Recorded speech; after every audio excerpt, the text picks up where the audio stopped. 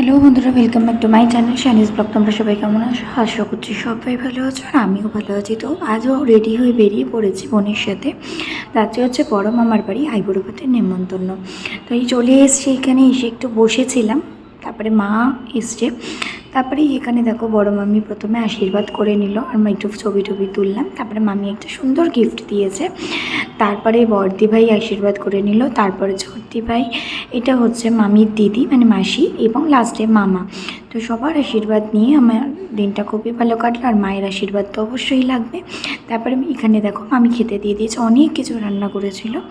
তো যাই হোক, খাওয়া দাওয়া করে একটু বসছিলাম, তারপরে চলে যাচ্ছি বাড়ির দিকে। তাই মামি এসছে গেট খুলে দিতে।